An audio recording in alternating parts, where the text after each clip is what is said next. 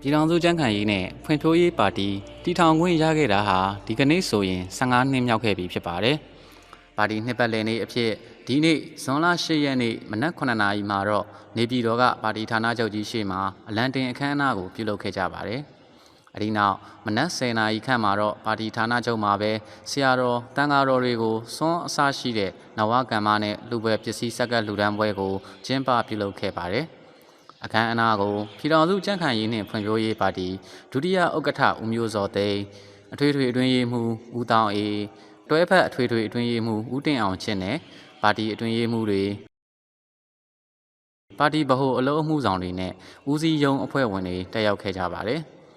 15နှစ်မြောက်ပါတီနှစ်ပတ်လည်နေ့အထိမ်းအမှတ်နေစွန်းစက္ကပ်လူဒန်းချင်းအခမ်းအနားကိုနမောတတ3ကြိမ်ရွတ်ဆိုဖျားကြော့ကဖွင့်လှစ်ခဲ့ကြပြီးနေပြည်တော်လဲဝေးမြို့ပေါက်မြိုင်ပရိယတ္တိစာတင်တိုက်ဗရာဏနာယကအဘိဓဇမဟာရထဂုတုအကမဟာပန္နိတ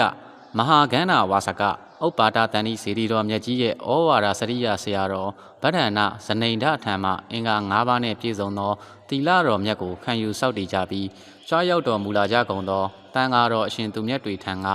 ပရိတ်တရားတော်များရွတ်ဖတ်ချီးမြှင့်တာတွေကိုလည်းနာကြားခဲ့ကြရပါတယ်။အဲဒီနောက်ကြွားရောက်တော်မူလာကြကုန်သောတန်ဃာတော်အရှင်သူမြတ်တွေကိုလှူပွဲဝတ္ထုပစ္စည်းတွေဆက်ကပ်လှူဒန်းခဲ့ကြသလို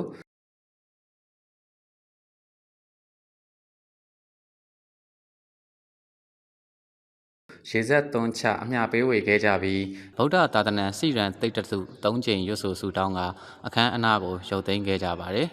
။ဆက်လက်ပြီးပါတီဒုတိယဥက္ကဋ္ဌနဲ့အထွေထွေအတွင်းရေးမှူးတွဲဘက်အထွေထွေအတွင်းရေးမှူးနဲ့ပါတီအတွင်းရေးမှူးတွေပါတီဗဟိုအလုံးမှုဆောင်တွေဟာကြွားရောက်လာကြတဲ့ဆရာတော်တန်ဃာတော်တွေကိုနေစွန်းဆက်ကပ်လူဒန်းခဲ့ကြပါတယ်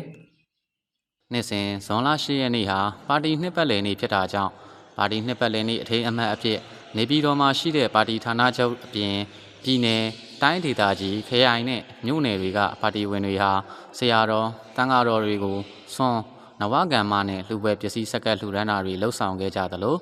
လှူအားဒါနပြုတာတွေကိုလည်းဆောင်ရွက်ခဲ့ကြပါတယ်။